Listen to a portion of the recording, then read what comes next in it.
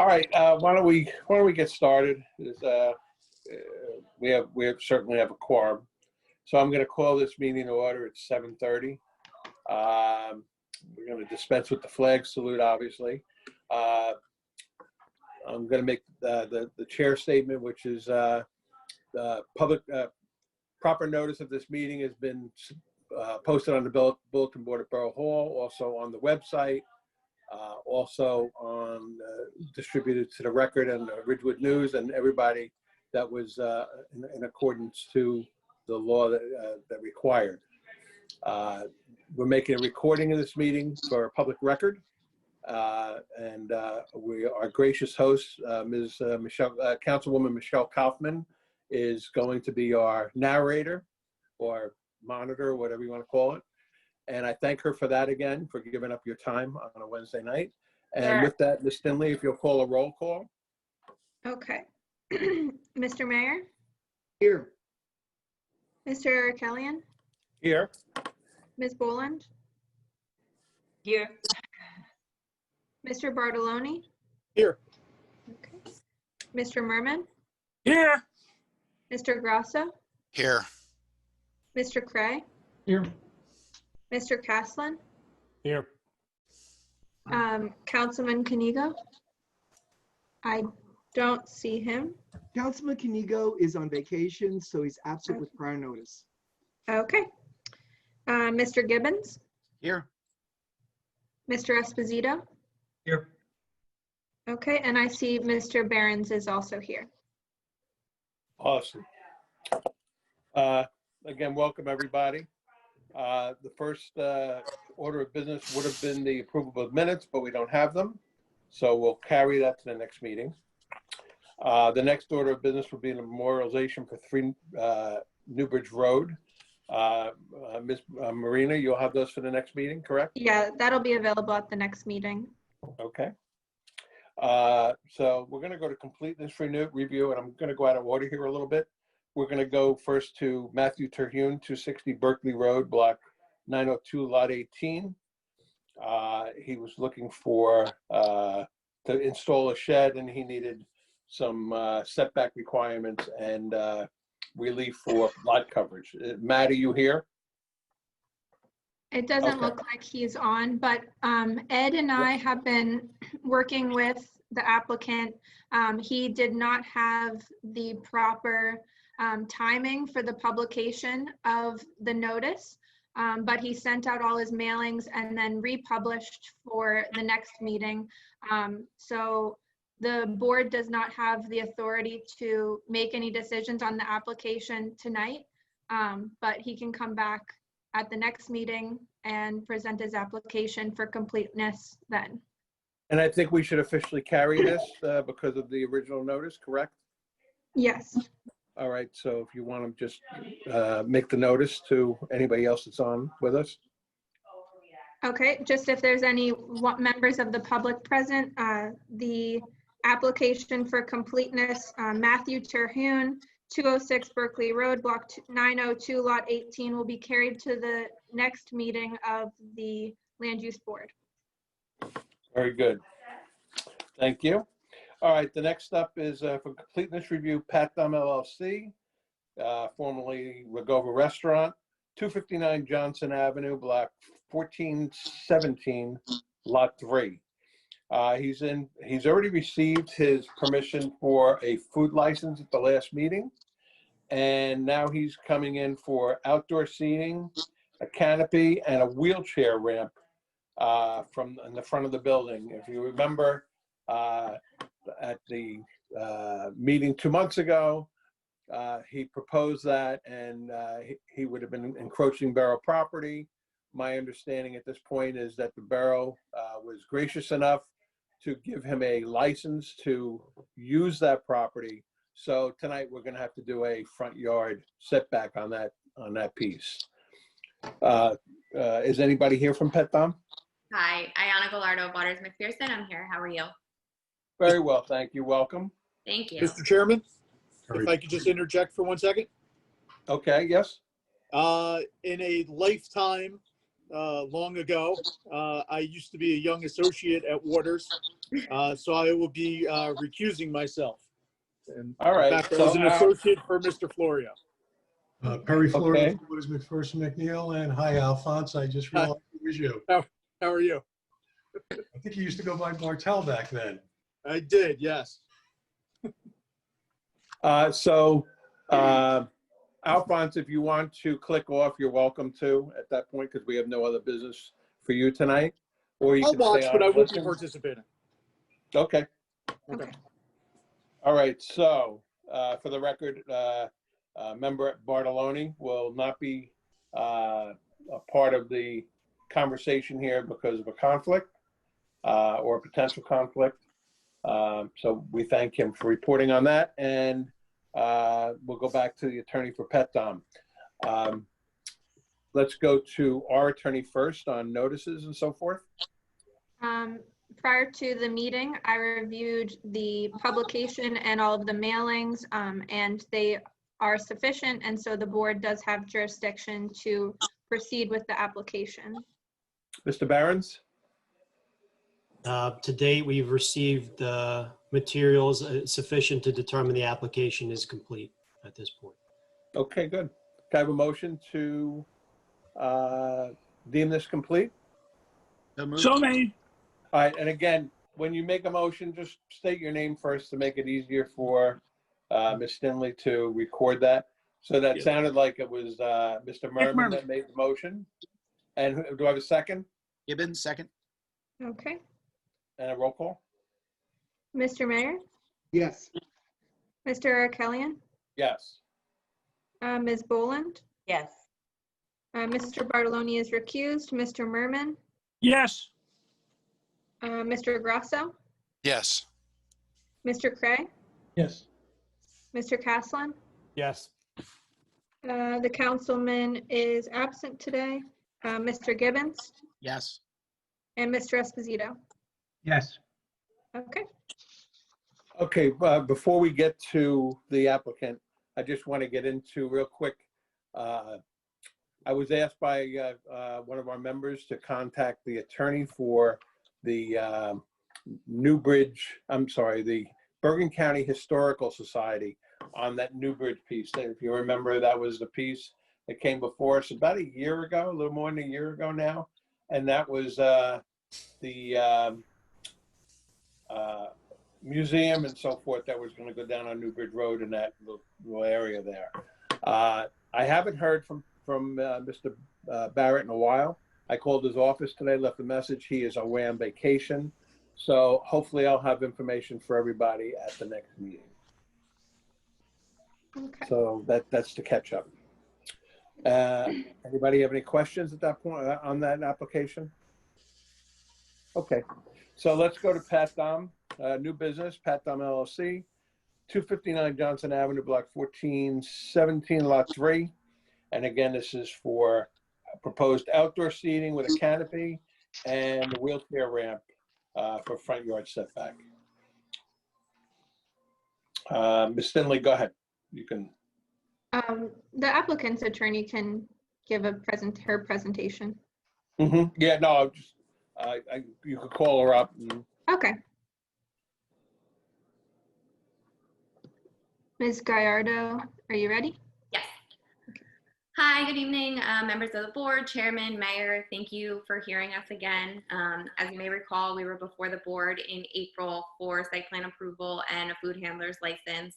I am Ayana Gallardo of Waters McPherson McNeil, and I represent the applicant Pat Dom LLC, who is proposing to open the restaurant Sunny Tea at 259 Johnson Avenue in River Edge, block 1417, lot 3. We received the site plan approval and food handler's license, which was approved by resolution in May. And we are here for a few additional improvements, most of which were discussed at the April hearing, but we'll go through them all again tonight. And associated with those improvements, we are seeking a few minor variances. The initial improvement is the ADA wheelchair lift, We will also be increasing the number of permitted patrons from 100 to 165, which I will show the breakdown on a floor layout in a little while. And finally, we are proposing to construct an outdoor seating area, which, as you all are aware, is more important than ever considering the current pandemic that all of these businesses and restaurants are having to face and redo their business plan. Each of those proposed improvements have a few variances associated with them. I will quickly run through what variances we are seeking, and then I will go improvement by improvement and tell you which variances are associated with each. I have Carmine Tetta here, who will be operating the restaurant. He will be available for any questions. He can also give brief testimony about all of the improvements. He's obviously well aware and is doing all of the construction on the restaurant, so anything technical, he would be able to assist you probably a little bit better than I would. So first variance that we are seeking is the minimum front yard setback variance. We are also seeking a parking variance, a parking stall dimension design waiver, an accessory structure setback variance, and an accessory structure dimensions variance. Our first improvement, the ADA wheelchair lift, is associated with the minimum front yard setback. As Chairman already discussed, we were before the board in April, and it was determined that the board did not have jurisdiction to approve the proposed ADA wheelchair lift as it encroached into the borough's property. So we needed to prepare a franchise application, which went before the mayor and council in June and was approved in July. So we have received all associated approvals from the township to install the ADA wheelchair lift within the township property. But we're now back before the board seeking a front yard setback variance, as since this is on borough property, we are only proposing, well, we're not proposing any setback off of the property line, and 30 feet is required in the C2 zone. The nonconformity here was created by an expansion of the right-of-way, and the majority of the intrusion into the setback is actually already grandfathered. It includes a concrete landscaping wall. The only small portion being newly approved would be this ADA wheelchair lift, which is about 7.10 square feet. Again, that's not before the board tonight, just the fact that there is no technical setback from the property line. The second proposed improvement is the increase of the patrons at the restaurant. I can share my screen for a second so I can show you. So the applicant is proposing 120 indoor patrons. I don't know what, okay. Can I unhighlight this? Okay, 120 indoor patrons. That includes 24 bar patrons. So there will be 20 seats at the downstairs bar and 4 at the upstairs bar. And the remainder would just be tables, a mixture primarily of 4 tops and 2 tops, but there are a few 6 tops thrown in, and there is a rather large booth bench seating situation on the second floor that would hold approximately 10 patrons. And then on the outdoor seating area, he's looking to extend that for 45 patrons. And that, again, the majority is a mix of 4 tops and 2 tops with 1 3-top, which would make the 45. So in total, that would be 165 patrons at the restaurant. From what I understand, the restaurant is incredibly roomy. Even at this extent, the tables are still going to be spaced out extremely well. It's not going to be crowded. The bars and could hold more seats, but he wants everyone to be comfortable and spread out. So that's what he is seeking. Associated with that, the borough has an ordinance which requires 1 parking spot for every 2.5 patrons at a restaurant. So here we would be required to have 66 parking spaces. I don't know how familiar any of you are with the site, but there is very limited on-site parking. He only has 16 parking spots. Those are all existing, and he's keeping all of them. But in connection with the restaurant and his operations, he had entered into a valet services agreement which, if you will recall, in April, we had the owner of Paragon Parking do a brief testimony explaining how his services run and, you know, where the cars would be picked up. And we had entered into a lease agreement with a property located at 1 Kinderkamak Road in Hackensack for some off-site parking. Additionally, well, historically, the restaurant had a parking agreement with the property next door. Our client was initially unable to enter into an agreement with that property owner, but that actually just changed hands in the past week. And the new property owner and my client just entered into an agreement today. So I'm sorry, what was that? Oh, I thought someone was speaking. So the applicant and the new property owner will be entering into a formal lease agreement, but at this time, he will have access to Block 417, Lot 3, and valet services will be used there. That lot historically only had 40. He is going to be working with the property owner to do some tree cleanup and just overall cleanup of the lot. And they anticipate being able to fit 50 cars there. And then the property at 1 Kinderkamak Road, that would fit an additional, I believe it's 40. Let me just double check my notes.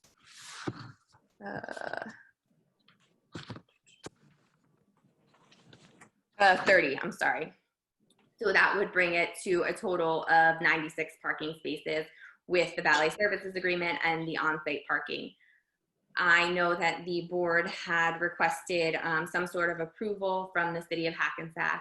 We were notified with pretty limited time on that, but at this time we were able to secure a conditional approval to park at the Hackensack lot for 6 months, and we are working towards getting permanent approval to continue doing that in the future. The lease agreement that we have with the property owner at 1 Kinderkamak Road is for a 1-year term with 2 options to renew for 5 years each. And the official terms of the agreement with the lot next door will be ironed out. And upon completion of that agreement, I will forward that to the board for their review and the board's attorney as well. So that is the parking variance associated with the increased patrons. In addition to that, we need a design waiver for the parking stall dimensions. The borough requires 9 feet by 18 feet, and a few of the existing parking spots do not meet that minimum dimension requirement. So we are seeking a design waiver. All of those spots are existing. We're not changing. We're not adding. They're existing spots on the side. On site, they just don't conform to the requirements of the borough. Have you supplied our attorney with the approval from Hackensack? We do not have it yet. That again, we just found out late last week. So we have received a call from the city of Hackensack, but we don't have the conditional approval in hand yet. I will forward that along with the lease agreement for the lot next door upon receipt from everyone. Okay.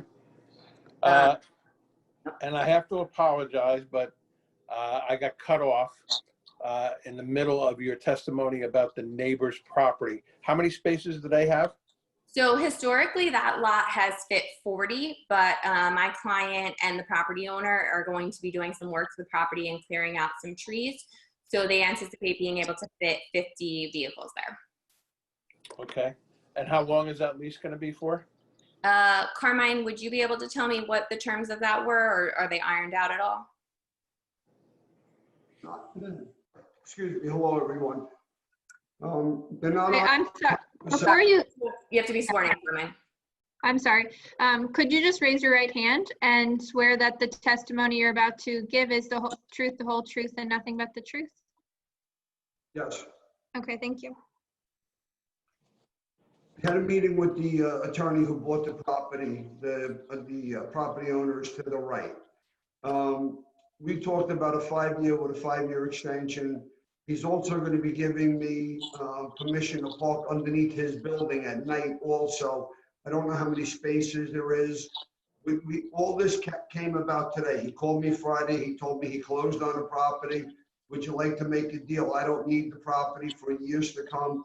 Why don't we sit and talk? He came and met me today, and we ironed out a deal to start renting it. And he said, just start using it as of the first of the month and we'll get the contract done between us.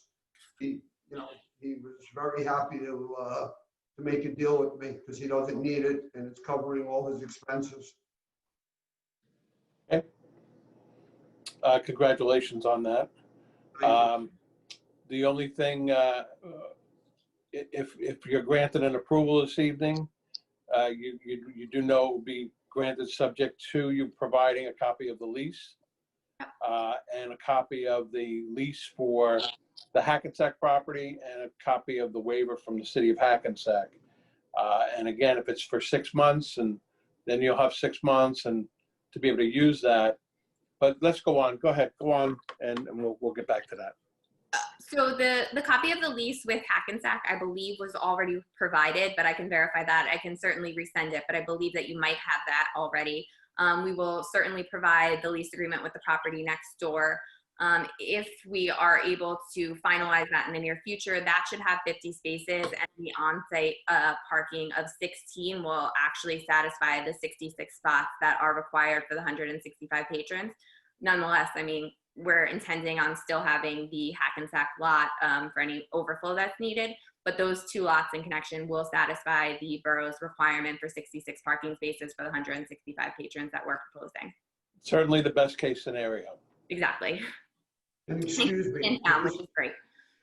if I can just say, and if we make the deal on using his building at night, I will have all those under the building parking spots also. I think he has another 35 over there. Okay, so if that agreement is entered as well, we can provide that those terms in the lease agreement as well, and we'll provide all of that to the board so you'll know exactly what parking agreements were entered into and what the applicant's intent is to park all the cars. Okay, great. Okay. And then the third approval that we are seeking tonight is for the construction of the outdoor seating area. As we understood it at the last meeting, the previous owner of Rogova Restaurant actually had an outdoor seating area. It just turns out that it was never properly approved by the board. So we are before the board to get the proper approvals for that and to make sure that everyone is on the same page this time around. I don't want to interrupt you, but just for the record, yeah, that's correct. It was never approved, and it was asked to be taken down at the meeting, I guess 2 years ago, which our members should have a copy of the approval from 2 years ago. It was asked to be taken down because it was taking up a couple parking spaces, and we felt with the parking waiver we were giving them, very generous parking waiver that the board had given them, that in fairness, they shouldn't be using up spots for outdoor seating at the time. So Yeah, certainly. that's why it was taken down. So it wasn't really grandfathered. It just, we didn't really know about it. We knew about it, but nobody really acted on it. That is understood, and the proposed outdoor tent that we are proposing does not cut into any of our parking spots. The 16 spaces that I indicated are on property. They're not near the tent. They're in the back of the building and on the right side. So that's not an issue with our proposal. In this case, my client is proposing a permanent outdoor tent, which is 33 feet by 16. That is a small change from what was on the site plan. On the site plan, it was 30 feet by 15. We're keeping what was the existing footprint of that not permitted outdoor canopy. I believe this is a little bit different though. It's a permanent tent, not an outdoor canopy, but it is the exact same footprint that was out there. And associated with this tent, we are requiring, or we're asking for 2 variances. The first being an accessory structure setback, as 4 feet are required and only 2 feet are proposed.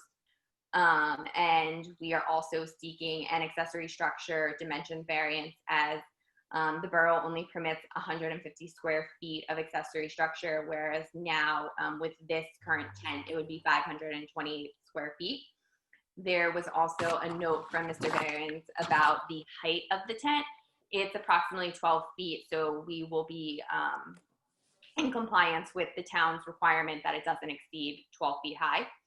As far as the accessory structure setback, I think it's important to note that the side lot line actually just abuts Coles Brook, and it's not an improved lot, so we will not be interfering with any other businesses or residences or anything like that. It's completely undeveloped, so there's nothing there that this would disrupt. And as far as the 150 square feet, which is required, we have 528 square feet, but we're hoping to just keep the existing footprint. And as I said earlier, I mean, with the COVID pandemic at this point, he's opening a brand new business. I don't know if any of you have been there, but Carmine has put, and his family and the business has put in a ton of money into improving this restaurant, and they are only going to be able to open with outdoor seating. So it's more important than ever for him to be able to fully function on outdoor seating. At this time, we're only proposing 45 outdoor patrons, which would be under this permanent outdoor canopy or tent, I'm sorry. With that, just some brief information. We are not changing any other parts of the approval that we received. The hours of operation are still going to be 12 p.m. to 2 a.m.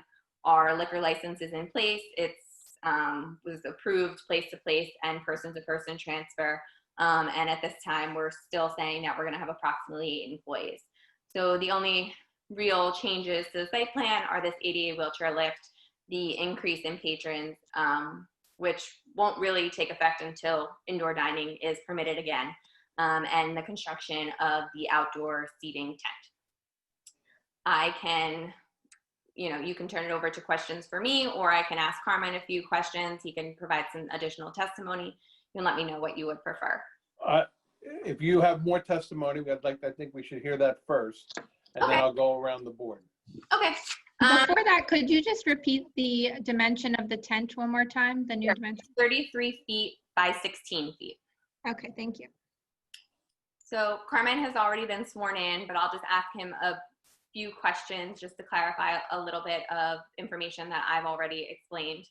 But Carmine, if you're ready, we'll go. Okay.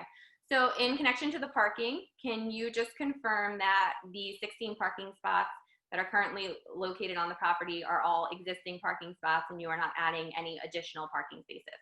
That is correct. Will you be restriping them, or are they already currently striped? They're striped, but I'm probably going to have the lot seal coated, patched, and reline striped. Okay, and none of the parking spots are located near the permanent tent that you're proposing, correct? No, Okay. And in addition, in connection with the parking agreements that you have with Paragon, that valet services agreement has already been entered into and signed by all parties, correct? yes, and I'm keeping it even though we're going to be right next door. Okay. And you also have a fully signed lease agreement for the lot located at 1 Kinderkmack, Hackensack, even though that could be subject to change if we get the lot next door completely set up, correct? That is correct. And as of today, you were able to enter into a lease agreement with the owner of lot 3 next door to use his parking lot for overflow parking from the restaurant, correct? That is correct. And we will provide a final lease agreement to the board upon final execution of that, correct? That should be in less than 2 weeks. Great. And I know there was also a brief comment from Mr. Behrens about a parking spot that went into the current right-of-way. Do you testify that that parking spot is actually not on our property, it's on the property next door, and we do not have any parking spots on the lot that butt into the right-of-way? That is correct. Okay. And finally, you will continue to diligently pursue an approval with Hackensack if we decide to move forward with the Hackensack parking lot, correct? That is correct. Okay. In regards to the permanent tent that you are installing, would you mind just describing it a little bit so the board can get a better visual of maybe what it might look like? I wish you would have told me. I would have brought you a picture of it. I actually have a full drawing. It's a 12-foot high, 33 by 16-foot tent. It actually has glass doors on the front of it. It has steel bars that hold the tent rigid. And it's a bolt down and it can withstand 120 miles an hour of any kind of wind, 50 pounds per square foot of snow load. It's a well built tent, and it was, it would serve the purpose for, indoor dining on the outside, which people are really looking to do. And it does have two sides that roll up, which fit into the criteria that we need right now. And are you willing to testify that this is the same footprint as the previous outdoor seating area, although not approved by the board, but you are just trying to keep the same area that the previous restaurant was using, correct? This is the same exact spot, same area, same everything. Okay. And then third, the board had asked that we explain a little bit about the lighting at the restaurant. So Carmine, would you describe the exterior lighting that you're proposing and any associated changes, if any, that you will be making to the lighting at the restaurant? There are two lights on the poles in the front of the building. They are dusk to dawn lights with Public Service. They are actually, I'm under contract with Public Service to change them to LED from the yellow light. There's one on the left side of the building on a pole, which is broken. That's one of the reasons I called them. There's one behind the building. So there'd be 4 in total that belong to PSE&G that I rent for $100 a month. And then on the right side of the building, there is a parking lot light that covers the entire parking lot that belongs to myself. And with the lot next door, we'll probably be running another cable over for another light to that lot also. And there's cameras across everything now. And you're not proposing to change any of the lighting fixtures. They're all staying. You're just changing them to LED, correct? They're all changing to LED. Okay. Those are all the questions I have for Carmine. So if the board would like to. I just want to get a handle on the math for the parking. Sure. Can you go over what you have, what next door is projected to be, and then what Hackensack is? Could you just give me those numbers? So we have 16 spaces on site. 16, 1-6, correct? 1-6. And then lot 2 next door, we are projecting 50 spaces. Okay. And the Hackensack lot would be 30 spaces. And with the 165 patrons, we are required to have 66 spots. So you won't really need Hackensack if. Correct.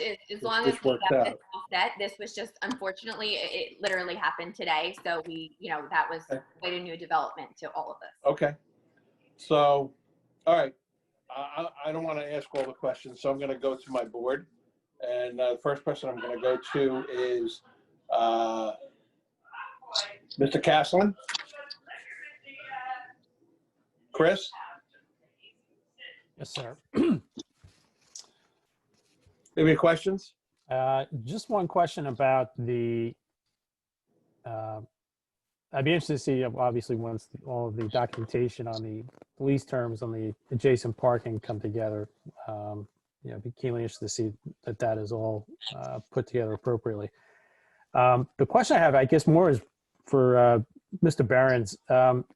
Is there any concern about, with the size of the tent in the back, runoff from stormwater, from rain, how that's going to be discharged if it's located on a parking lot next to Coles Brook? Is there any concern that we should have there? Well, there may be. It's typically more of an engineering issue. I don't mean to punt that. I don't know if there's any way to capture it on site. I don't know if the site has any existing stormwater management system. So if it is, a standard gable or other type of roof, it will just, sheet flow and then go off the property. I guess another way to look at it too is that the existing condition is that it is paved and would, it almost functions the same way. So I guess I would turn it over to the applicant and say, is there any way, or is there a need to capture that area of runoff? Or is it possible on the site? I can answer it for you. If you don't mind, please. It's impossible. The water drains into the brook. There is no way to even put a retention tank in if you want. If you dig down 2 feet, you hit water. So there's no way to retain any water. So everything runs into the brook. It runs into the corner of the property, and it runs runs into the brook, just like everybody else's drainage in that area does. This is Perry Florio. I think Mr. Barron's point is the critical point here. You've got a situation now where when it rains, it runs off the pavement into the brook anyway. So putting a tent up is not going to change the current situation. Well, it may change just how the flow is handled right now. I mean, I understand we're not, we're talking apples to apples in terms of size and dimension. It just, we're talking to potentially direction here because of the nature of, now we have a tent that could potentially be adding additional runoff there, which is the reason why I was posing the question. Excuse me, can I interject for 1 second, please? How could a tent cause additional runoff of what a parking lot would take in water? I really don't understand that. It's additional in the sense that you now have a pitch. I'm merely asking the question only to make sure that there is no issue. I don't know that there is. I'm just asking from a lay standpoint. Now you're adding a tent that's angling more water into the brook. I don't know, one of the concerns that we're charged with is is taking a look at having concern about stormwater. I might be able to help you there, Chris. It does not angle into the brook. It angles side to side. It'll go into the parking lot on both each way. Okay. So it doesn't face the brook at all. The tent isn't pitched front to back, pitched side to side, so it doesn't go into anywhere else. Okay. Okay. And I'd be happy to give you a picture of the tent when I get you the lease agreement. I'll get you a picture of the tent. It'll show it. That'd be great. I'm more than happy to give it to you. I have them. Okay. I custom ordered it. Great. I can provide that. Chris, So any other? agreement, I'll make sure to include a photo of the tent. Okay, thank you. Great. Chris, That's all I any have. other questions? That's all I have. I'm done. Thank you. Mr. Cray, Michael Cray? Yeah, just one or two questions. One, I just wanted to make sure I heard things right. The Lot 2 lease, that was the one that had, it was for 1 year with 2 5-year options? No, that was the Hackensack lease. Okay. That's already been entered into and signed. The lease with the property owner next door, that was the one that was discussed today and agreed upon, but we don't have the final terms of it. Got it, okay. The options on Hackensack, either party has the option to? Yes. Okay, so in a year, it's at least possible that the owner could say they don't want to do it anymore. Yeah, but they would have to provide, I believe it's a 60-day notice, so we would know ahead of time. Okay, all right, and the tent itself, it's the drawing shows it as 33 by 15. I think you said it was The drawing 30 by 15. 30 by 15. But you said 33 by 16, so it's really like 520 square feet. Yes, that was we initially had submitted 30 by 15, but when I actually talked to the client today, the one that wound up being ordered and is proposed is 33 by 16, so it is larger than the initial drawings. Okay. All right. And then I guess just the last thing, I know you said there were undersized parking spots on the existing property. And I know, the 9 by 18 is the standard. What are the dimensions of what's there? Are they? They're all, I believe they're just a little non-conforming. I don't know if I have the exact dimensions of the ones that we are asking for.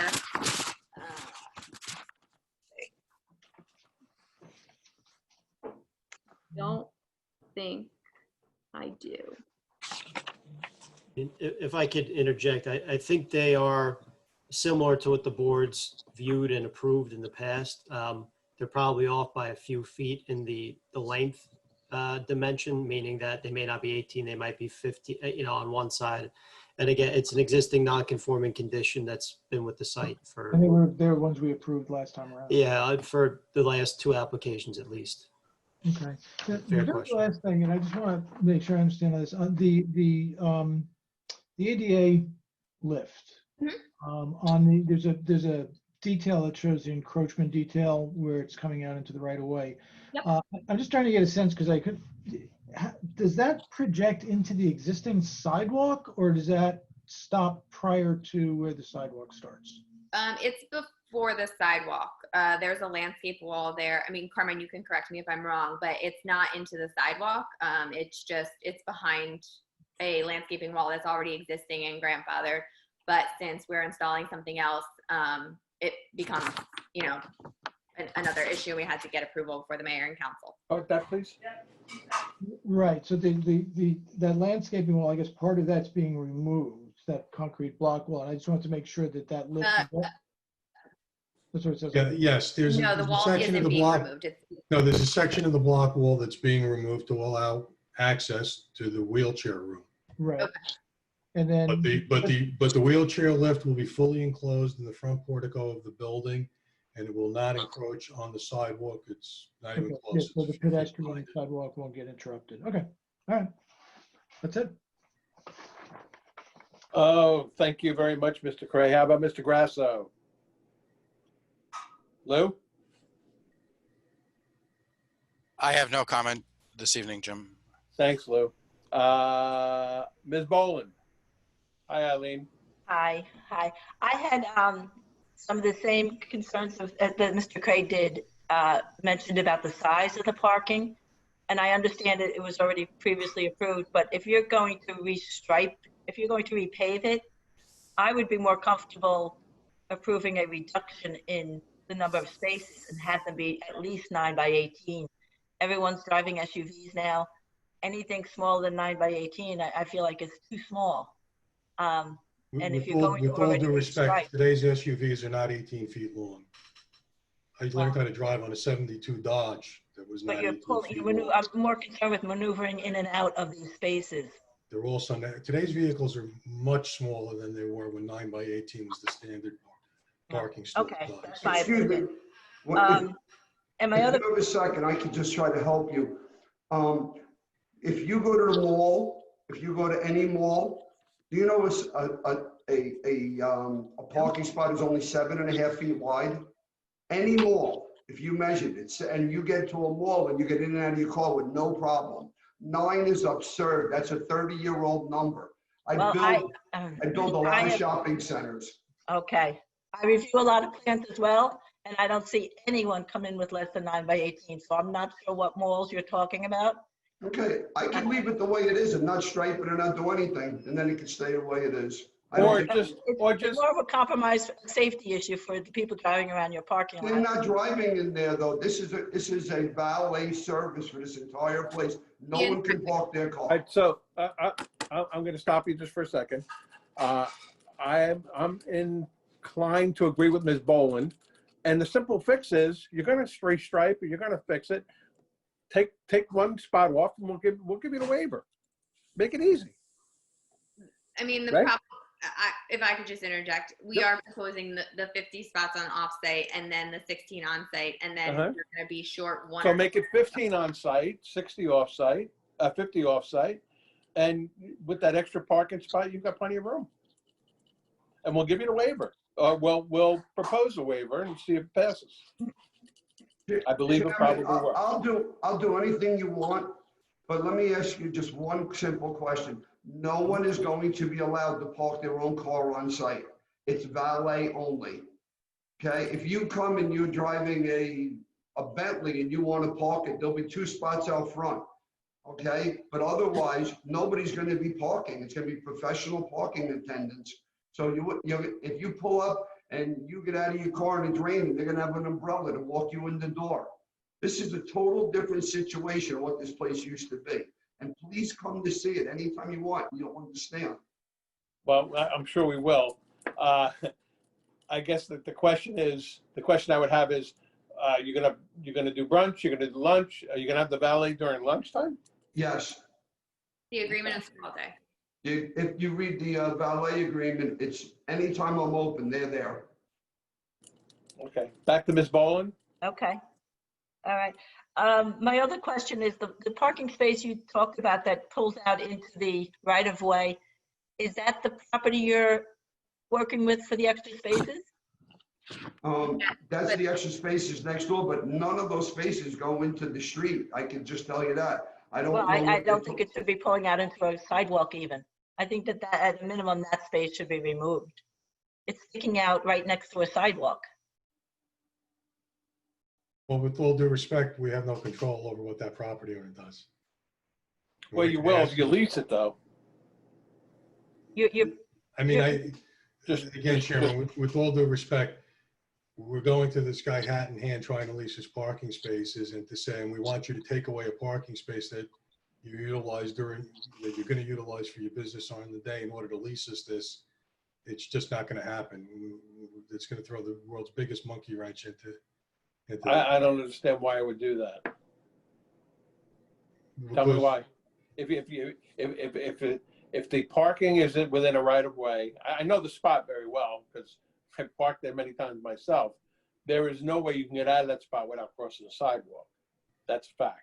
Now, is that sidewalk heavily used? No, but the fact is, Ms. Boland is 100% correct. You do cross over the sidewalk. So if you yellow stripe that one spot, and again, you ask for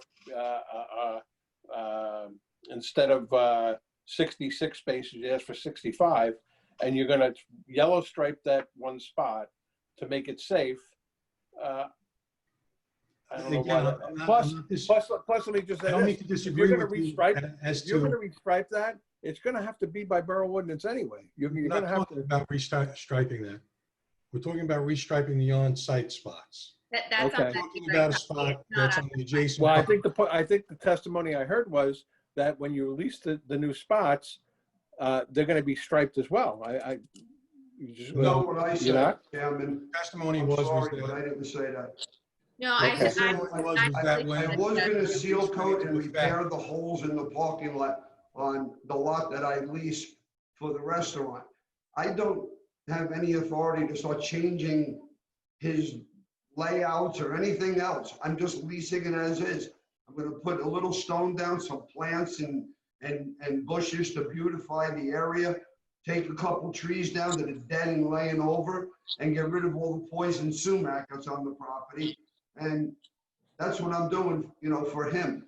But I can't start demanding, the town says, I can use your lot if you take this spot away. He may say, you know what? He just paid $800,000 for that lot. You know what he may tell me? Let it sit there. Could I just interject for a moment? If the board is going to approve this application and with the parking agreement with your neighbor next door, the board can't agree to using a parking spot that is in the right of way, even if it's not on your property. So we're not going to include that in the number of parking spots. And that's fine. Don't include that. Don't include that space in the count. Yeah, that's fine. I don't really care, but that's not what we're hearing here. What we're hearing is go to the guy next door and tell him he's got to yellow stripe that lot in order for you to use the rest of them. And he's going to tell us to go pound salt. Perry, excuse me 1 second. I just want to say one thing. I'll do what you want over the one spot, but you approved that lot for use for this restaurant for 30 years. That spot has been there. Now that I'm coming in, it's always, we'll give you this if you do this. All right, so That's a you're going off some false information. That lot was never included in any approvals that I've been involved with in the last 25 years. They just used it. It was never part of the application. As a matter of fact, when the owners before you came before us for relief, so they didn't have to use that lot because they had a hardship, we gave them that significant relief to not use that lot. So technically, with the approval that's in place, you can't even use that lot until we give you permission again, which we're hopefully going to do tonight. I don't think it's really asking too much to make the site a little safer. It's only one spot. I don't put a cone there. I don't care what you do with it. Just don't use it. We have no authority to do that. It's not our property. I'm sorry. If you're going to use it, you can put a cone there. Yeah, I think we gotta just, He doesn't want to remove that spot. He's simply going to say, no. Excuse me, Perry, everybody, I'll put a cone there, I'll block it off. I'm not gonna stripe it, but I'll put cones there so nobody could use it. I'm fine with that. At my expense, I'll buy nice new cones and block that spot. I don't want to argue over one spot. Yeah. It's just not my property to do what I want to do. And I don't want to ruffle the guy's feathers. He was nice enough to come to me. So I have on-site parking now. Don't have to really try to deal with Hackensack if we don't have to. I may have to pay the lease I signed for at least the first year because of this whole mishmash with the woman who used to own a lot. But I'm just trying to get this restaurant open. That's all I'm trying to do. I spent a fortune. And we all want the same thing. We just want to make sure that it's done correctly. If the board is gonna allow you to come in for one less space and just don't use that space, I think the board is bending over backwards for you. I'm fine with it. It's good. I'll put cones here. I'm done with it. There you go. And that's all you have to do. Just do that. No, it's done. Chairman, Tom, are you okay with that? I think that's a good solution. Yes, thank you. There you go. if I could add one thing, the 2016 resolution for the previous restaurant, the approval did include the next door parking spaces. And then they came in for a waiver after that, and we gave them a waiver on that. Okay. But they didn't have to use it. Okay. Okay, just so for clarification, we're gonna put a cone in the spot and it's not going to count towards the parking number. Right, so we're gonna go to 16 on site and 49 next door. So we went to 15 on site. 16 on site and 49 next door. Weren't we resizing the on-sites or no? We're leaving that at 16? I think we're gonna leave those as is. Okay. Okay. One more coming out. All right, Ms. Bowen, is that it? Yep, that's it. Okay, then next up would be Mr. Gibbons. Yeah, so I just have a couple of questions. One, I realize that this survey that we have here is from 2014, but I only count 12 spots on site according to what we were supplied. I assume is this just not accurate to what has been striped on the property? The 16 You look at parking the spots site are plan shown on survey the that site has the plan. current striping. I'm sorry, you're both talking there. What was? The current site plan has the 16 parking spots. Okay, so they are currently lined for 16? Yes. Can you Okay. pull that up on the Yep. Give me share one second. screen? Yeah, I just figured this was outdated, what I was sent here.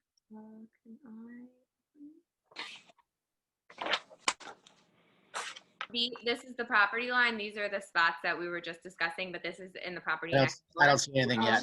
I see your file folder. Yep, it's not, you can't see the actual site plan? No. Are you on multiple screens? Let me open it Yeah. one more time. Yeah, maybe just minimize that screen you had. Give me 1 second.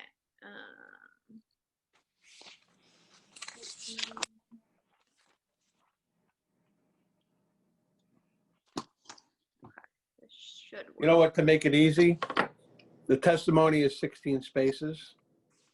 They'll supply us with a hard copy of the 16 spaces. We'll make that That's fine. subject to, and then we'll just. I'm move just, what forward. I just see what I'm looking at it as saying 12, so Mhm. if it's restriped and it's showing 16, that's fine. Are you okay with that? Attorney The for the- applicant did provide the site plan. It's dated May 6th, 2020. I'm not sure if, Okay, All I right, have so one we'll from 2014. Can you see Okay. that now? Yes, I can see this now. So this is the property line. These are the spots we were just discussing. The 16 spots are here. The totaling here and here. Okay, and that dotted line is the property line, so we're talking about those ones on the right are, Yeah, they're outside the scope of our lot. and those are the ones we're renting. Mhm. Okay.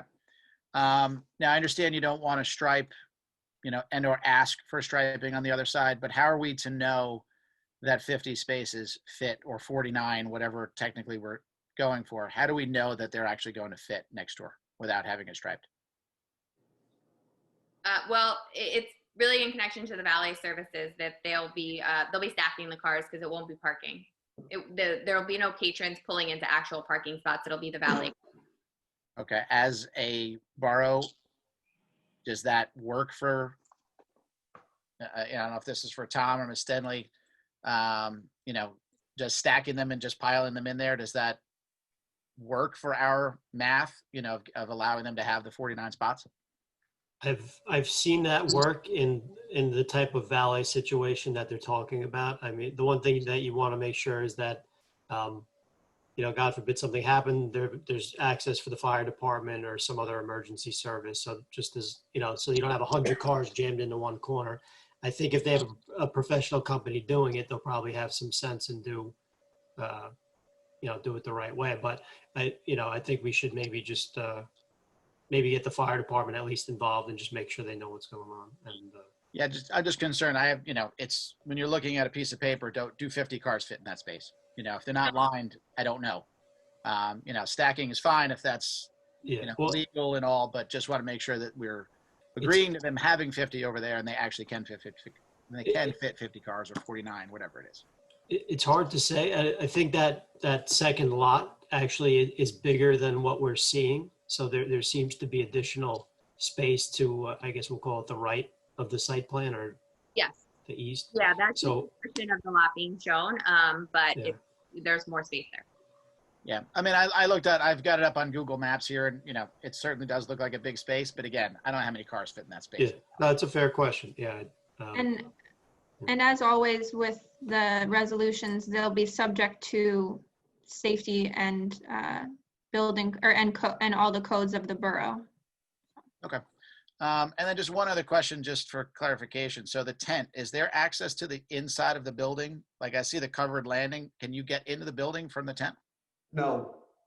So they have to walk around or to go to the front of the building to use the bathroom, or You not that it walk out matters, the- just curious.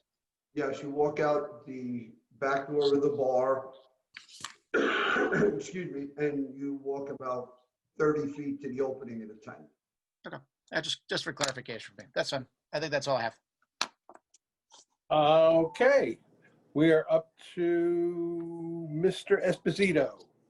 I'm okay. And last but not least, of course, Mayor Papaleo. Thank you. I have actually a couple of questions. First question is, I'm looking at the tent and I see that there are 3 walls, a west, a south, and an east. Will they be open at all times? Carmen, I think you indicated that 2 sides of the tent will always be open. The reason I mention it is because the governor's executive order, I believe, says that outdoor dining needs to be open on 3 sides. Is it 3 sides that will be open, Carmen, or 2? It's 2. I just got the notification from the Restaurant Association that it's 2 sides must be open at all times. Tom, is that correct? I don't know the latest requirement, but the applicant will have to comply with whatever the state guidelines are, certainly, That would be fine. whether it's 2 or 3. Okay. Second, do you intend for this to be a smoking area? Is that permitted? Or is that your intention? It's not my intention, but if someone walks in there with a cigarette because they're outside or a cigar, we'll try to keep it away. It's not what I'm looking for. I'm looking for it more as an outdoor dining area. Tom, what is, do we have an ordinance or any impact on smoking in outdoor? Is it always permitted, not permitted, or are we silent? With respect to the land use board, I'm not sure we have jurisdiction on it. That's not to say that the borough does not. That may fall under the health department or other guidelines. I would have to review that further. I don't know. If we do have any restrictions, they would have to comply with it. Excellent. Okay. So it was stated previously that there is professional parking. There will always be professional parking every day, lunch through dinner. So am I to assume that if for some reason the valet parking is not available, either because the professional parking company for some reason doesn't show up, or that the restaurant will remain closed until the valet parking does show up? Valet parking, professional parking individuals show up. Honestly, I can't tell you what would happen with that I really don't know. I mean, they're a professional company that they got 500 people who work for them. I'm not really asking about them. I'm asking about your decision. Are you saying that if for some reason the professional parking system doesn't show up, that you will not open until they will show up? Or is it your intention to open regardless of whether they show up on time or not? I really can't answer that question. I mean, if they're an hour late, yeah, we can open and people can park. But and then we can take their keys and then have the valet move them to where they belong. If they call and we're calling them because they're late and they say, we're not coming today, that's a decision we have to make. We just can't start jamming cars everywhere. We would probably have to close. See, I don't know that that's a decision you have to make. I don't know that that's optional. Of course, I'd like Mr. Bering and others to weigh in. If we're granting you these variances and these permissions, I would assume that if the valet parking professionals don't show up, that you don't open, because you're saying that that this is part of the agreement. So I'm assuming, and that's why I'm bringing it up, that if they don't show up, you don't open. With Mayor, I'm going to say one thing. Sure. And this is with all due respect. Sure. If the parking valet don't come, I have 16 spots that people can park in. There's another 15 spots along the opposite side of the property. That's 25. If at lunch they were late for a couple hours, yeah, I'm going to open.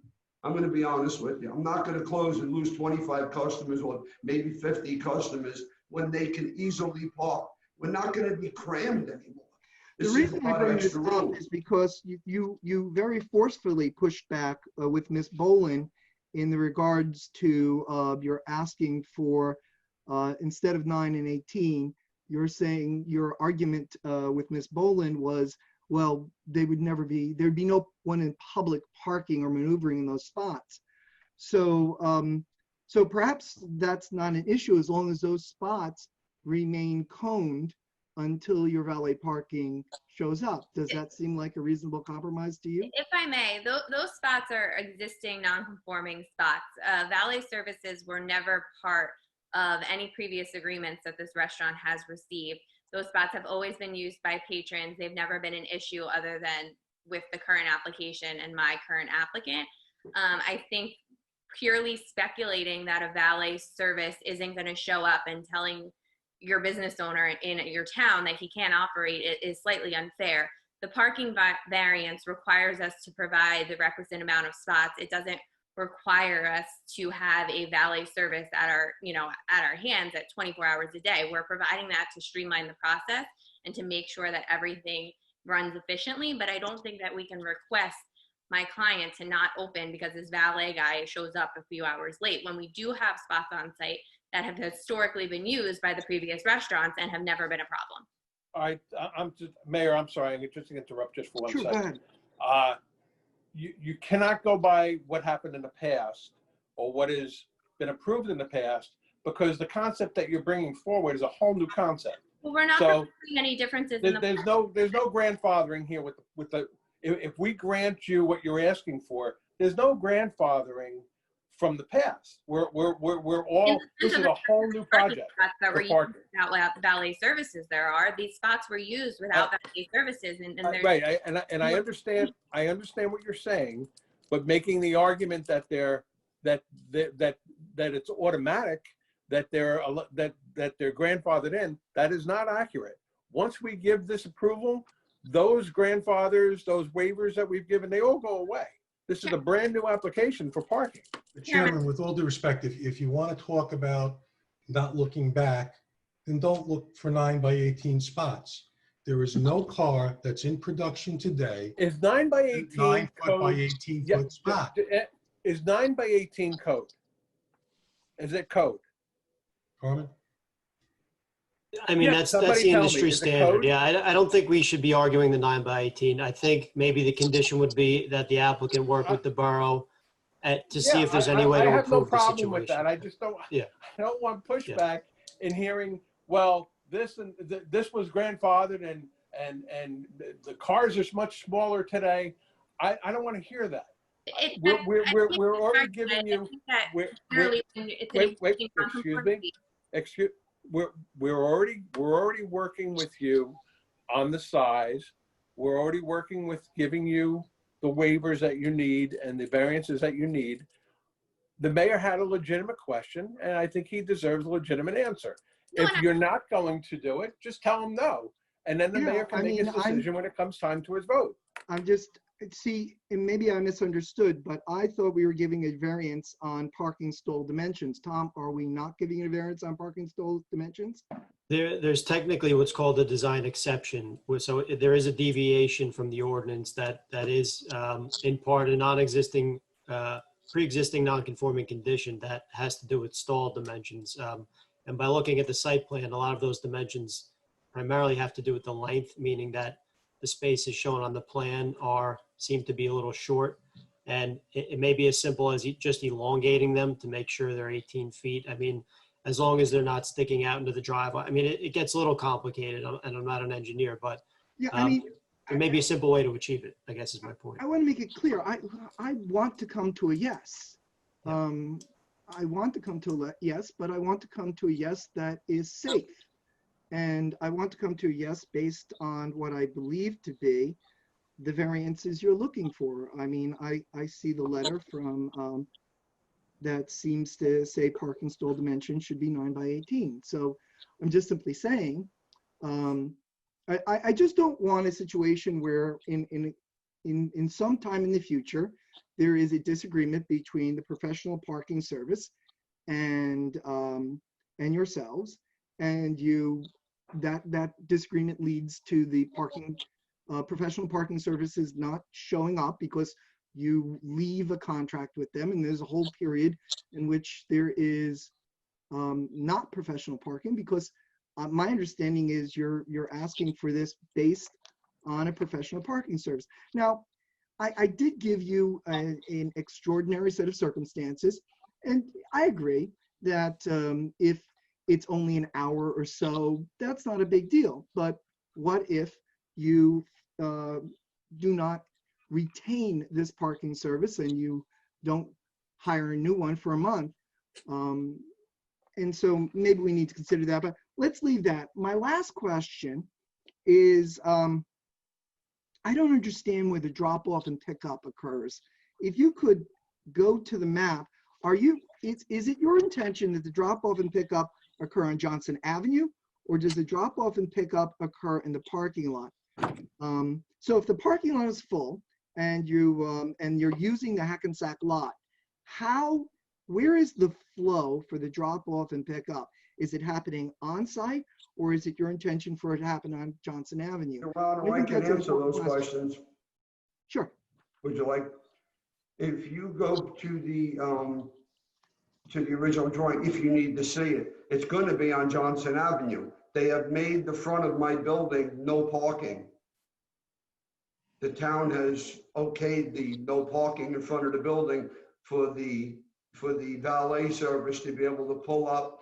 They're going to come around, they'll make another turn for people to get in their car comfortably and safely right in front of the building, right at the door. They'll be escorted in the rain or inclement weather with an umbrella. And this isn't like, going to Houlihan's. This is going to be a much upscale restaurant. I need the valet. The people coming there will want the valet. And believe me, when you come there, you'll appreciate it. Carmen, I'm satisfied. Thank you for that. Thank you, Mayor. All right, I said last but not least, but of course I forgot my sidekick, Mr. Merman. So we'll get to Mr. Merman. Yes, I'm here. Can you hear me? Yeah, my apologies. No. You're last but not least. Thank you. Thank you. Actually, a lot of my concerns have been already covered. I do have a couple for clarification. One, it might have happened, but I did not hear the hours of operation, which according to your application is 12 p.m. to 2 a.m. Is that correct? I don't believe my applicant has any intent of changing the previously approved hours of operation. Is that correct? Okay. All right. I just wanted to make that clear. Let's let's look at the tent structure. Sure. The size has been increased, the square footage. Yep. You originally proposed 45 seats before. Does that still remain with the increased size? Yes, we're not increasing the patrons. The tent is just a little bit bigger. Okay. We're asking for 45 exterior seats. I just wanted to make that clear. Okay. I believe I heard mentioned, or I guess it was testimony since he was sworn in, this structure supposedly can withstand 120-mile-an-hour winds and a 50-pound per square foot snow load. Is that correct? That is correct. Okay. Now, that is going to entail a considerable anchorage. And I think that you should be submitting some kind of drawings to, or design to Mr. Costa for his review. And I also think, and that's primarily for public safety under those conditions. And I do recognize that those are the latest design conditions, particularly for wind. I believe that if that's going to be the case, you might need a building permit to install those footings and all. So you want to comment on that, or I'm just Yes, going to? sir. I'll answer all your questions simply. There is no footings. It is a concrete pad that nothing can move. The pad is 6 inches thick, and it's going to be 34 feet long and 17 feet. And it's a gigantic, and it's bolted to the pad. Oh, okay, I see what you're doing. You're gonna pour a raised pad. How thick was it? 6 inches.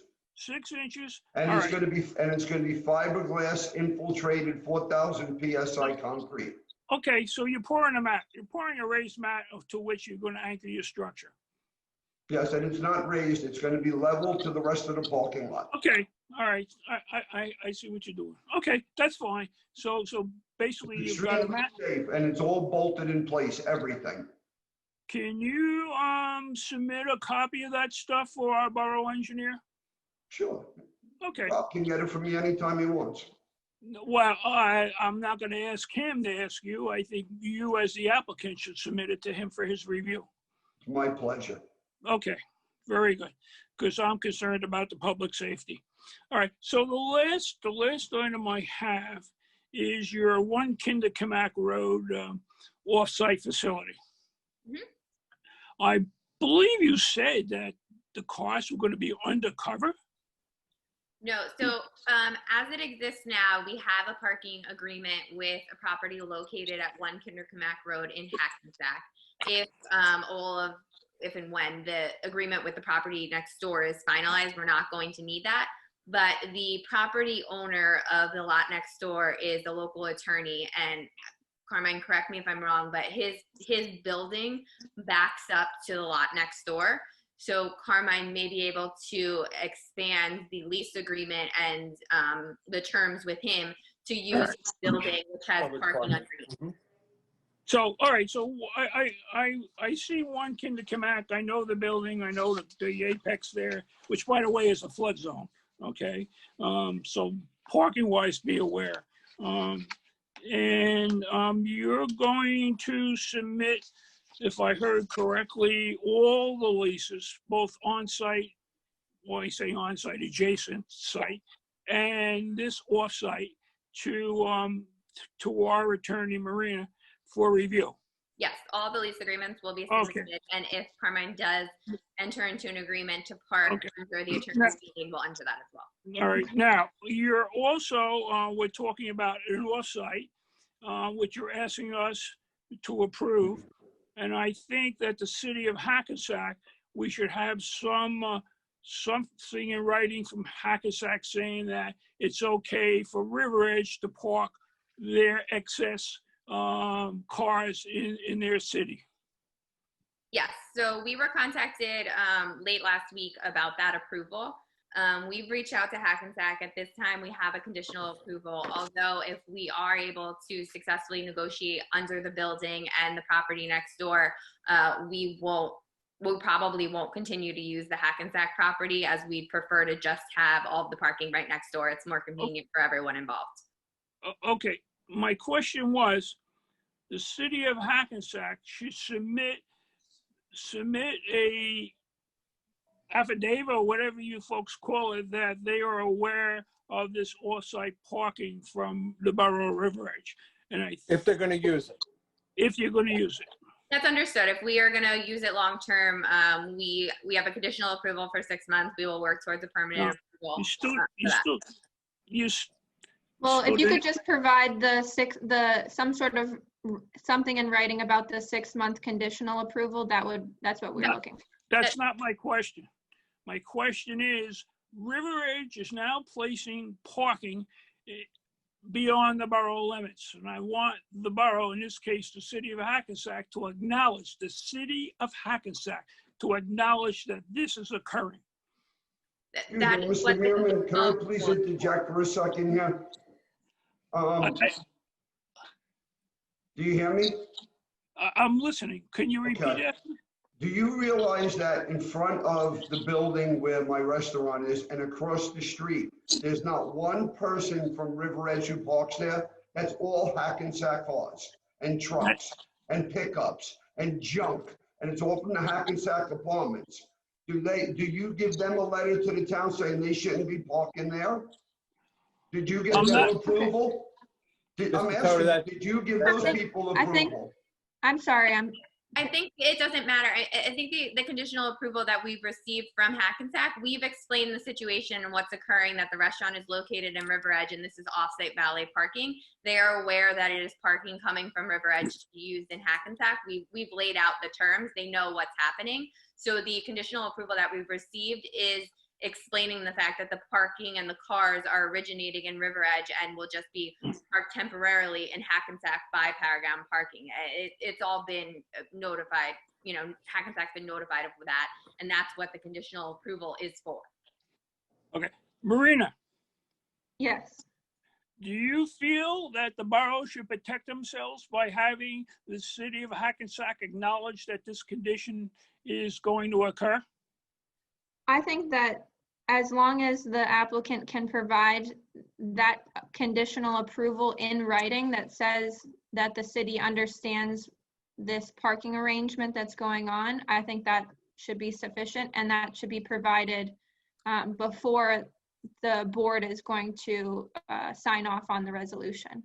Okay, so your legal advice would be, from what you understand you're going to receive, it would be sufficient protection for the borough. Yes, I think so. Okay, all right. As you lawyers say, I rest my case, all right? All right. All right, so I have a few things. I'm just gonna go down my laundry list here. Mr. Toto, on the tent, will you have any screening between the eating area and the back of the tent that faces the apartments? So cut down on the noise a little bit. I know that when Donalo had it, he had a backdrop on that. So as long as you're not going against the COVID regulations, will you agree to have some sort of backdrop there so it muzzles the noise a little bit going out to the Yes. apartments? Yes, I actually bought 3 sections of fencing it has grass, imitation grass interlined into it, so I can put it behind the tent area in case that has to be left open. So you won't be able to see directly across, and it would buffer the noise. I do have that already. Okay, perfect. So we're gonna make this real easy. Next one. Do you agree that if you lose for any reason or you can't afford the valet parking anymore, and for some reason that agreement goes away, you'll immediately notify the borough and come back before the board for a new parking approval? Yes. I mean, you have no choice. There's no reason. But I want to make sure that you know that you have to notify the borough. I'm gonna put a Any 60-day. Yeah, and any Chairman. potential approval, if the valet parking is somehow goes away, there must be notification to the borough And then also an explanation, if there's sufficient parking with the next door neighbor, then you won't need to come back and do a full application. You would just need to let us know. Okay. So if Excuse me, Chairman, I just have one question, and maybe you Sure. can help me. My feet are being held to the fire with this parking. I drive down Kinderkamak Road. I see 3 spaces in front of each restaurant. You're gonna say that's grandfathered?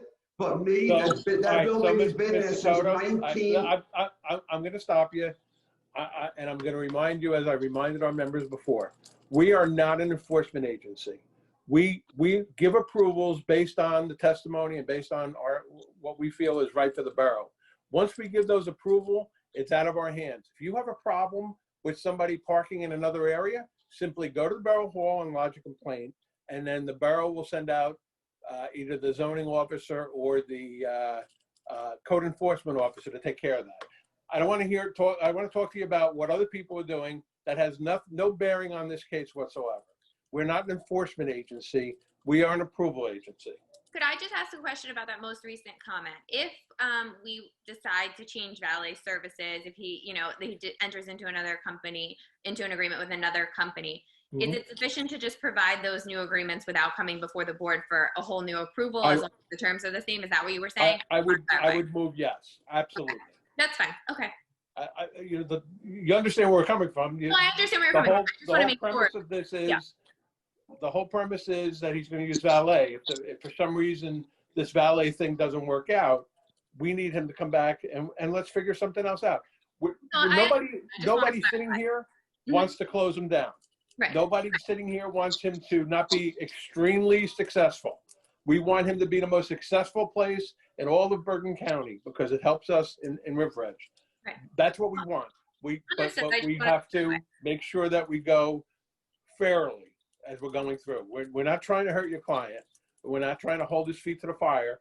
We're just trying to make whatever you guys are testifying to, we want to make sure that that's what it is. Plain and simple. All right, so we have the screening, we have the valet parking. I would prefer you move forward without the approval of, without dealing with the Hackensack with this group. If we're going to give you the waiver on next door and outside, and you feel confident you're going to get outside, next door done, which it sounds like you will, you don't really need Hackensack. I don't think this board needs to get involved with that. If you need to, if that blows up, you're going to have to come back anyway with a different kind of scenario. Let's not make it complicated. You agree? Let's leave Hackensack out of it. Okay.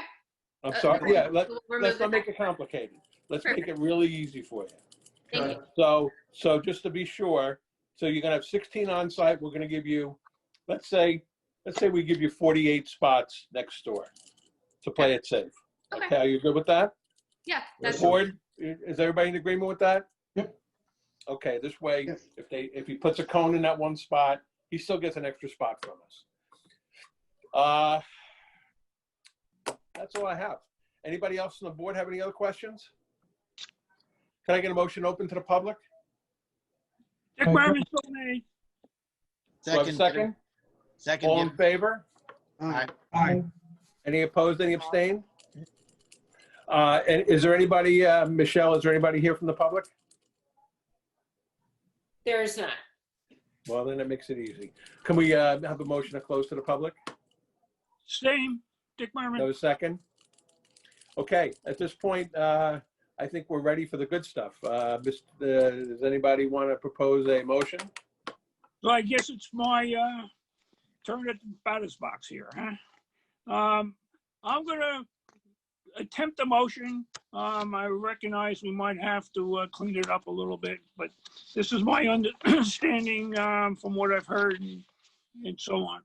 I'll make a motion that 259 Johnson Avenue, Block 1417, Lot 3, which is requesting proposed outdoor seating and canopy and a wheelchair ramp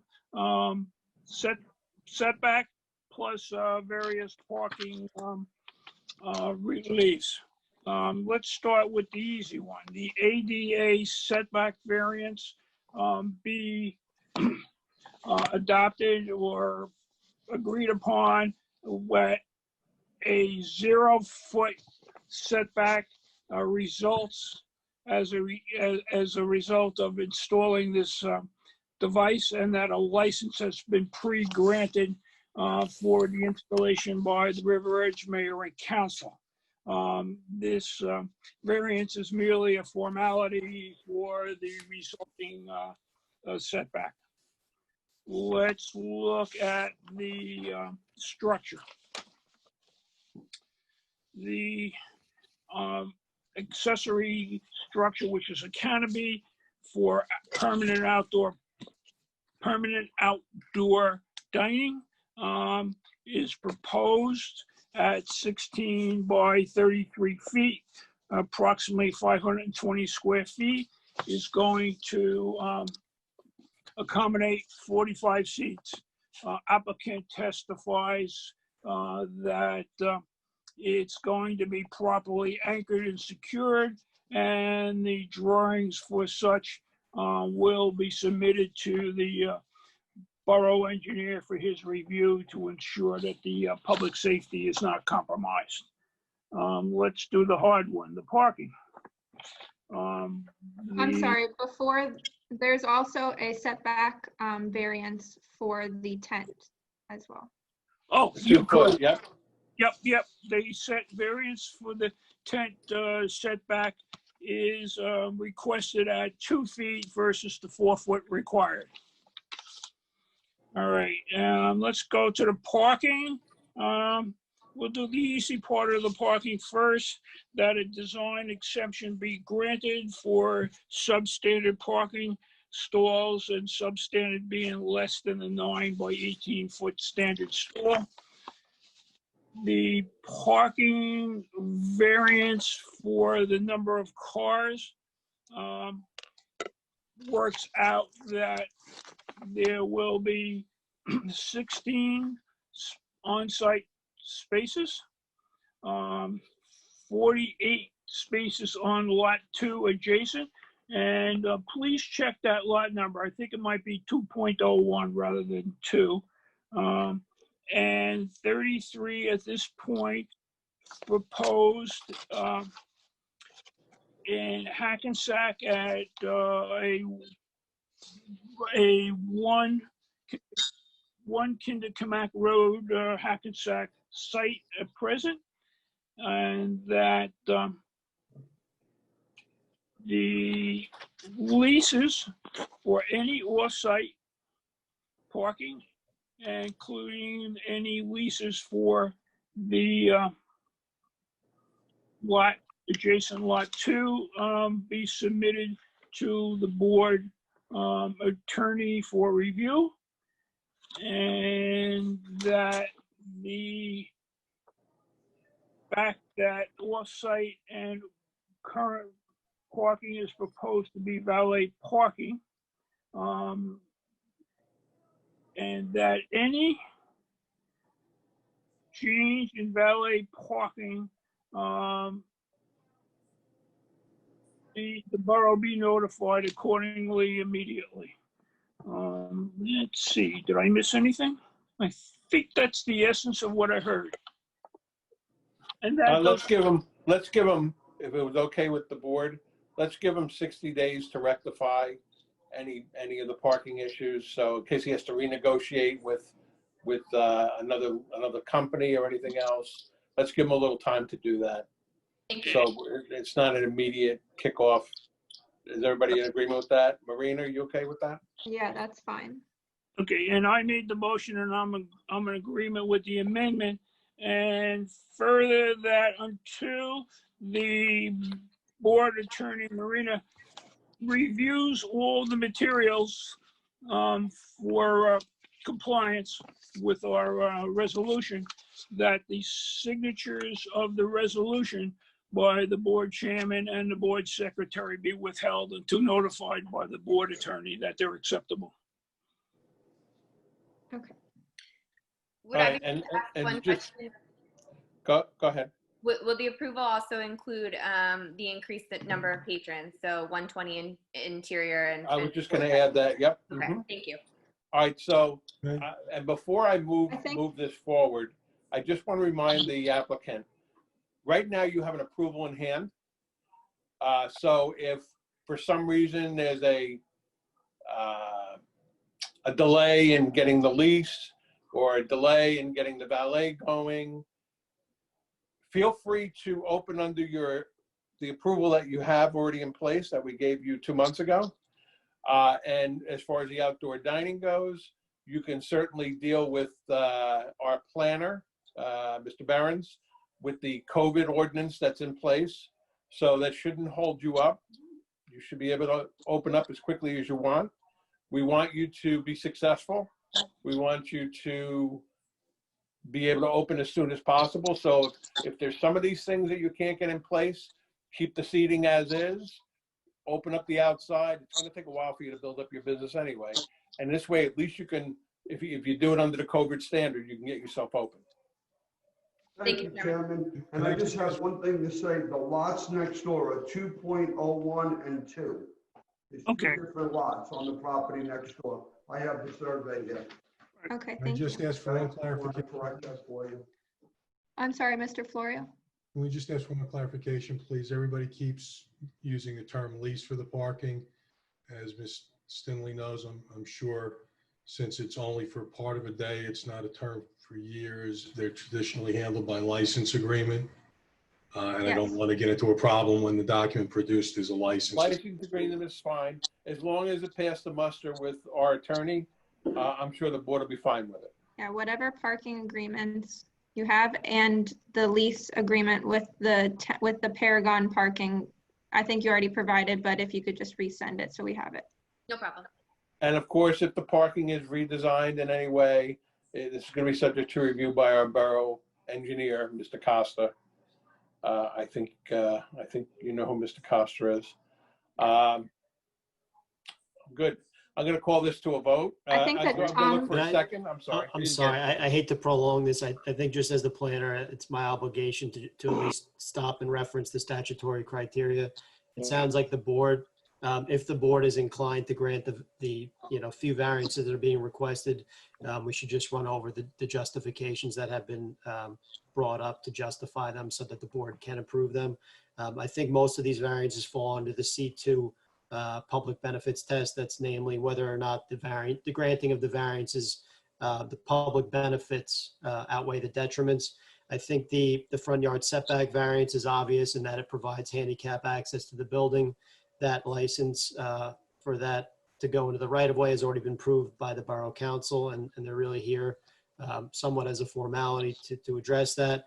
The applicant, to his credit, came prepared to address the parking. He seems to have worked out a deal with the adjacent lots. So where 66 spaces are provided, he's only requesting a variance, I think now for, if I do my math right, 64 spaces. So we're really talking about a de minimis issue here that will really have no substantial detriment. The parking stall dimensions, which are a design exception, are really an existing condition and will be managed by the valet parking service. And last but not least, we have the accessory structure setback and the area of the structure, which the applicants testified will be an aesthetic enhancement of the area, provide an outdoor dining option when such options are needed and limited in the borough, and that generally it will have no negative impacts. So to reiterate, the public benefits, the board may determine outweigh any detriments, which there don't seem to be too many, and the use is permitted, and the site's been developed for a number of years with the type of use that's being proposed. So thank you very much. Please proceed, Mr. Chairman. Thanks, Thank you, Tom. Mr. Behrens. Thank you. All right, we have a motion on the floor by Mr. Merriman. Do I have a second? Second, Gibbons. Thanks, Ryan. I'm sorry, I'm going to go to Ms. Stingley for a second. Yeah, no, we're fine. I apologize. We're fine. So the second by Mr. Gibbons. To roll call, please. Okay, Mr. Mayor, Yes. Mr. Killian, Yes. Ms. Boland, Yes. Mr. Bartoloni has recused himself. Mr. Merman, Yes. Mr. Grasso, Yes. Mr. Cray, Yes. Mr. Caslin. Yes. The councilman is absent today. Mr. Gibbons Yes. and Mr. Esposito. Yes. Okay. Congratulations, folks. Yes. Like I've said probably a dozen times already, we want you to be successful. We're looking forward to coming down for a nice meal, and we wish you all the luck. And if there's anything else we can do for you, you know where to find us. Thank you very much, everyone. I appreciate all your trying to get me through this because this has been a tough 5 months, I'll tell you that. Yep. And believe me, I'm a business owner. I understand exactly where you're coming from. All three We of wish my you the best. companies. Yep. Believe me, I'm not real happy about what's going on in this state right now. Yep. It's hurting us. So, Yeah. thank you, sir. Have a great evening. I have nothing else to bring before the board. If anybody else doesn't wish to speak. Yes, Dick Merman does. Mr. Mayor, Yes. I think that our borough Department of Public Works has done an excellent job on the recent tree removal. And I want to express my appreciation for myself, my family, and my neighbors. And I believe in extending that to people when they do a good job, because all they do is hear bad stuff when people aren't happy. They should hear good stuff when they do a good job. So please extend our happiness to your our borough, actually, Department of Public Works there. They really were amazing. If you went to the neighboring towns and came back to River Edge, you said, I guess the storm didn't hit River Edge. Yeah. They did an amazing job. They were so fast. I agree. They're very, very well placed, Mr. Merman. Thank you. Anybody else have anything to We're say? very, very proud of our DPW. Jason Melito is our superintendent. He does a phenomenal job. John Lynch, late John Lynch, did a great job of forming the DPW into what I would consider the premier or the best DPW in certainly Bergen County, if not the state. We often do get compliments, Mr. Merman, but we can never give too many compliments for a job well done. So I'm glad you mentioned it. I'm glad to pass it along. At the last council meeting, I read the names of all of the DPW workers, including the secretaries who work inside because they work as a team, and as well as all of our police officers who also assisted so brilliantly during this emergency, and our firefighters and our REVAS, River Edge Volunteer Ambulance Service. We're very lucky. And you're right to say that it almost seems like River Edge recovers so much quicker for any natural occurrence because of the teamwork that occurs between our police, our firefighters, our REVAS, and most importantly, our DPW. So thank you. Not to get lost in the accolades, but I have to say the mayor did a great job in contacting PSE&G, his constant contact, got the power back up again pretty quick. Got my generator off pretty quick. I felt very guilty having my generator run when I'm down in North Carolina, but anyway, the points are all well taken. Thank you again, Mayor, and please pass the board's thanks from everybody here onto our emergency services. I will. Do I have a motion to close? Okay, Dick Merman will make it. Do I have a second? Second. Do I have it all in Grasso. favor? Aye. Aye. Aye. Any opposed, any abstained?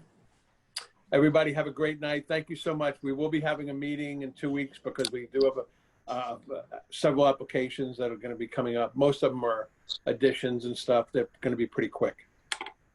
All right. Thank you so Okay. much, everybody. Good night. Have a great Good night. night. Everybody. Hi, Eileen. She says hi. Bye-bye. Thanks.